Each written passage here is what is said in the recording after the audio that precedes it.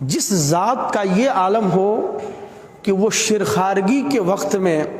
جب بچہ کچھ نہیں جان رہا ہوتا ہے، ایسے وقت میں بھی بندگی کا یہ انداز رب کی بارگاہ میں پیش کر رہے ہیں کہ دنیا دنگ ہے، وہ بچہ جب بڑا ہوا ہوگا تو کس طرح سے بندگی کا نذرانہ اپنے رب کی بارگاہ میں پیش کیا ہوگا۔ اور دنیا نے دیکھا بھی کہ کس طرح سے آپ پوری دنیا میں چھا گئے، چاروں طرف چاہے وہ عرب ہو یا عجم ہو آپ کا نام لیا جانے لگا، اور آج بھی نام لیا جاتا ہے، اور جب تک یہ امت رہے گی تب تک آپ کا نام باقی رہے گا۔ بچپن سے ہی ایک الگ انداز تھا آپ کا، آپ جب کھیلنے کودنے کے لیے جاتے تھے تو اس پر بھی ندا آتی تھی، آواز آتی تھی کہ یہ کھیل کود آپ کے لیے نہیں ہے، آپ اس کے لیے نہیں بنائے گئے ہیں۔ ایک مرتبہ آپ ایک کھیتی والے بیل کے پیچھے پیچھے چل رہے تھے، بیل نے مڑ کر کہا کہ آپ اس کے لیے پیدا نہیں کیے گئے ہیں، آپ تو کسی عظیم کام کے لیے پیدا کیے گئے ہیں۔ پھر اس کے بعد وہ گھر والدہ ماجدہ کے پاس آتے ہیں اور آ کر کے باتیں بتاتے ہیں اور ایک شوق ظاہر کرتے ہیں۔ کیا شوق ظاہر کرتے ہیں کہ مجھے علم حاصل کرنا ہے۔ اس کے لیے بغداد بڑا مرکز تھا، کیندر بنا ہوا تھا امت اسلامیہ کا، وہاں آپ تشریف لے جانے کے لیے والدہ سے اجازت چاہتے ہیں۔ والدہ نے سفر کے زاد کے طور پر، سفر کے لیے جو خرچ ہے اس کے طور پر، پھر وہاں جانے کے بعد جو خرچ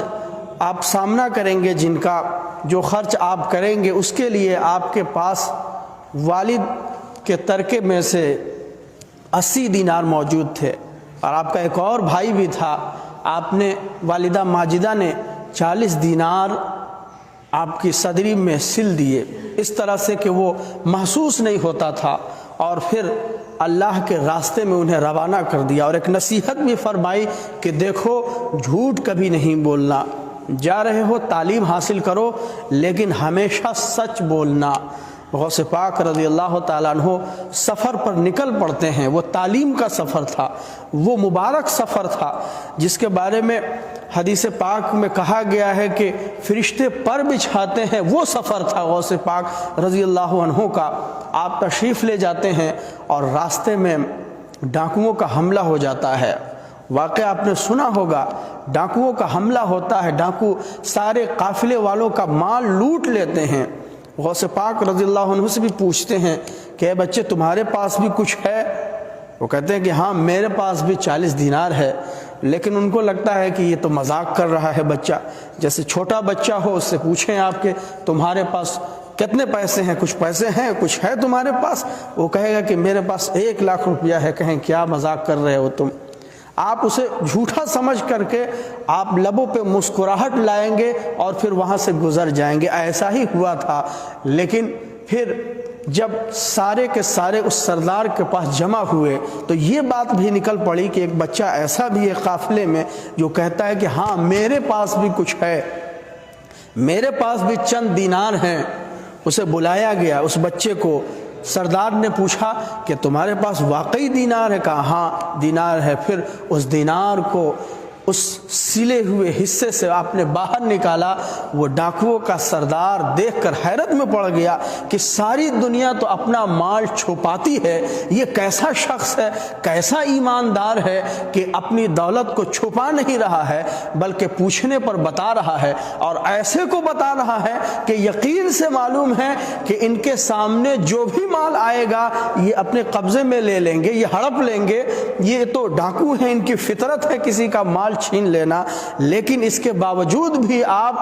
اپنے اس وعدے سے پھرتے نہیں ہیں جو سودا، جو وعدہ اپنی والدہ ماجدہ سے کر کے گھر سے باہر نکلے ہوئے ہیں، سفر پر روانہ ہیں۔ آپ فرمانے لگتے ہیں، اتنا سنتا ہے جب سردار تو رونے لگتا ہے، کہتا ہے کہ ہمارا کیا ہوگا؟ تم نے تو اپنے ماں کا حق ادا کیا، ماں سے تم نے وعدہ کیا تھا اور کہا تھا کہ ہاں امی جان میں سچ بولوں گا، میں جھوٹ نہیں بولوں گا، اور تم نے اپنی والدہ کے وعدے کا اتنا پاس و لحاظ رکھا، ہمارا کیا ہوگا کہ ہم نے اپنے رب کی نہ جانے کتنی نافرمانیاں کی ہے، کتنے دل توڑے ہیں، کتنے لوگوں کا مال لوٹا ہے، ہمارا کیا حشر ہوگا۔ یہ کہہ کر کے پھوٹ پھوٹ کے رونے لگا، اور اس کے بعد توبہ کر لیا، اور وہی توبہ نہیں کیا بلکہ سارے لوگ توبہ کر لیے، اور توبہ کر کے سچے دل سے مسلمان ہو گئے، یعنی عملاً بھی مسلمان ہو گئے۔ مسلمانوں کا کردار بھی جو ہونا چاہیے اسلام کے آئینے میں، وہ کردار بھی انہوں نے اپنا لیا۔ یہ ہے سچ کی برکت، غوث پاک کی برکت، کہ ایک بچہ جب ماں کے ساتھ کیا ہوا ایک وعدہ نبھاتا ہے تو اللہ اس کی برکت اس طرح ظاہر فرماتا ہے۔ یقین جانیے جب آپ اپنے نبی سے کیے ہوئے وعدے کو، نبی نے جو آپ کو نعمت دی ہے اس کو نبھائیں گے تو کتنا رب نوازے گا، آپ کو بھی نوازے گا، آپ کی وجہ سے دوسروں کو بھی نوازے گا۔ یہی تو بات ہوتی ہے کہ جہاں بھی کوئی ایک شخص بھی ہو جاتا ہے اللہ تعالیٰ اس کے طفیل برکتیں نازل فرماتا ہے۔ آپ نے موسیٰ علیہ السلام کا واقعہ سنا ہوگا، خضر علیہ السلام اور موسیٰ علیہ السلام دونوں حضرات چلے تھے، اور ایک معاملہ ہوا، 3 واقعات ہوئے تھے راستے میں،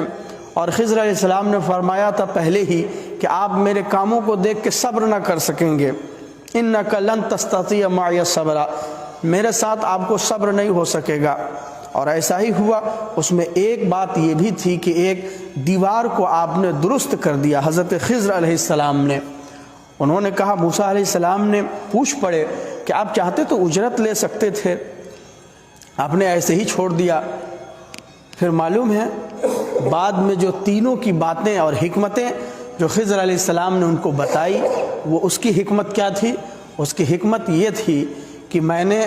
یہ دیوار اس لیے درست کر دی کہ یہ یتیم بچوں کا ہے، اس کے نیچے خزانہ دفن ہے، اور یہ جو بچے ہیں نا، یتیم بچے،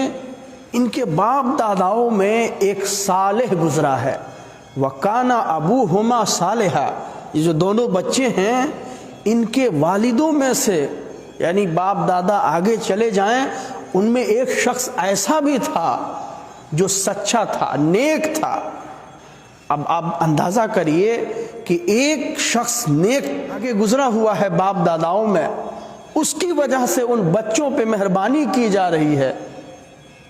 تو جس کے خاندان میں پورے کے پورے اولیاء ہوں، اہل بیت ہوں،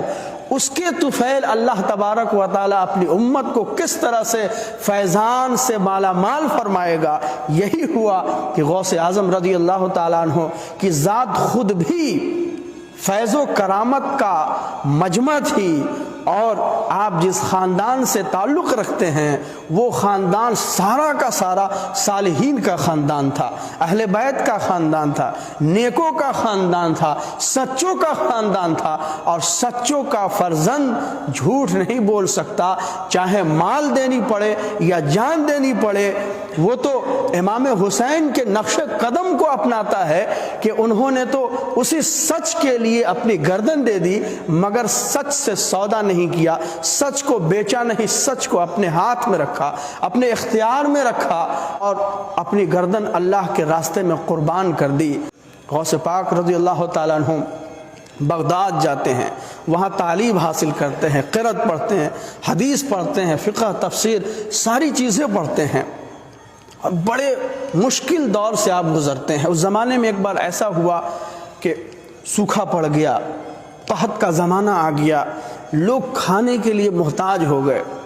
غوث پاک بھی بھوکے ہیں، پیاسے ہیں، ادھر ادھر جا رہے ہیں